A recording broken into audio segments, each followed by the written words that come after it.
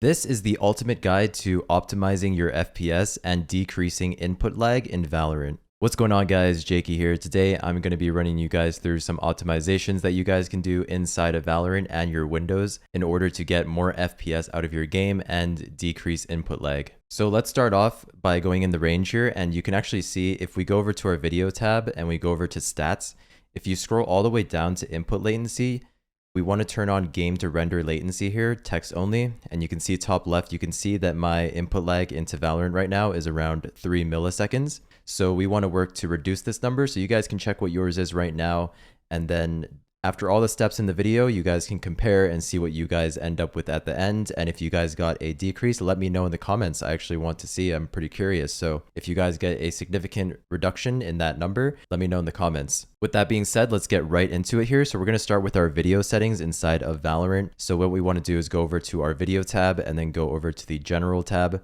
And we want to make sure that our display mode is set to full screen. So if you're playing Valorant and you want less input lag, you always want to make sure that you're playing full screen instead of windowed full screen or windowed. Stay away from these. You always want to make sure you're on full screen. As for resolution, I highly recommend that you play on your monitor's native resolution. So if you have a 1080p monitor, then make sure you're playing on 1080p. So if you're playing on your native resolution, you don't have to worry about aspect ratio method. So you don't have to worry about this if you're playing on native. Next up, we want to talk about limit FPS.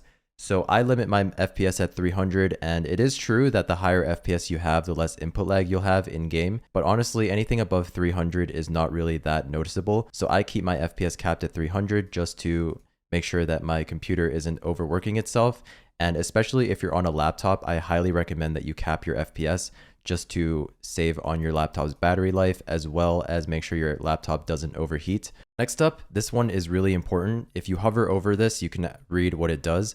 But this is only available for people with NVIDIA graphics cards, obviously. NVIDIA reflects low latency. Also, if you have an NVIDIA graphics card and you don't see this option, that might just mean that your graphics card is too old and doesn't support it. But if you do see this option, make sure that you turn it on plus boost.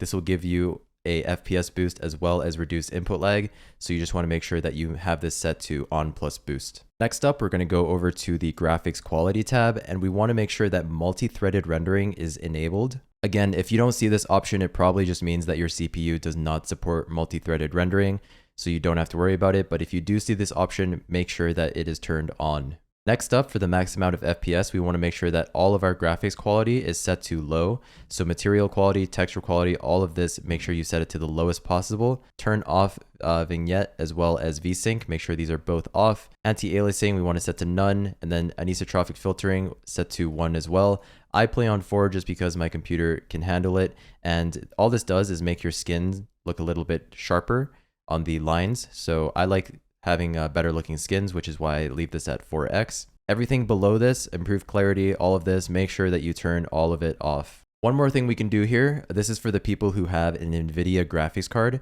So if you have an NVIDIA graphics card, you want to make sure that you have GeForce Experience installed. And what we're going to do is we're going to open up GeForce Experience here. I have it in my taskbar. You just right click it and click on GeForce Experience.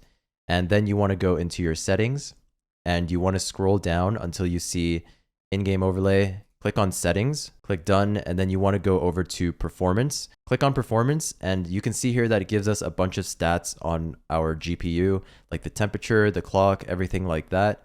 What we want to do is we actually want to go down here to performance tuning, and we want to enable automatic tuning. And what this will do is it will squeeze out any little bit of performance left on our graphics card. It's basically an automatic overclocker. So you just want to turn this on like that, and then it will give you a little warning here. So overclocking your GPU may cause your PC to become unstable. So if you have a pretty modern GPU, you don't have to worry about it. This is just telling you that, and then all you want to do is click on agree and continue. Also guys, one more thing is if you don't use NVIDIA Shadowplay, you want to make sure that instant replay is turned off.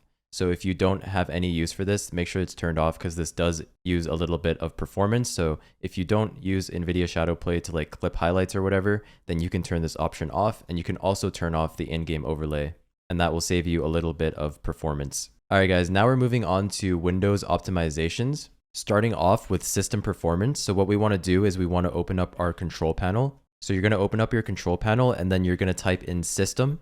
And then you're going to see system here, and you're going to go down until you see view advanced system settings. We want to click on that, and that will open the system properties here.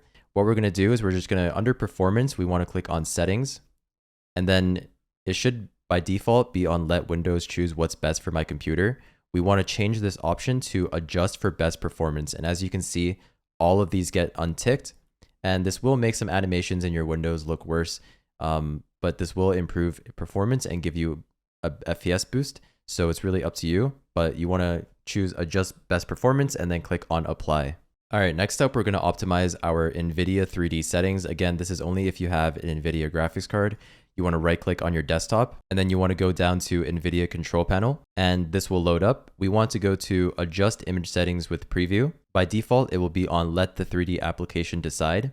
We want to click on use my preference emphasizing, and then as you can see right now, it's set to quality. We want to drag this slider all the way to the left until it says performance, and then all you want to do is just click on apply. Next up, we're going to disable any Windows startup programs that are unnecessary. So you want to open up your task manager. I do that by going down to my taskbar, clicking task manager, and that will open it up. Next up, we want to go over to the startup tab. And as you can see here, there's going to be a bunch of programs that start up with your Windows, and you're going to look through all of them and see which ones you don't want. So for example, if I don't want Spotify to start up with my computer, then I would just click on disable, and you want to make sure you disable all the ones that you don't use and only keep the ones that you use. All right, guys, next up, let's go over our power settings. So again, we want to open up our control panel and then type in power, and we want to click on power options. And as you can see here, by default, it should be on balanced. We want to click the show additional plans, and we want to click on high performance. So just click on high performance, and that's all you need to do.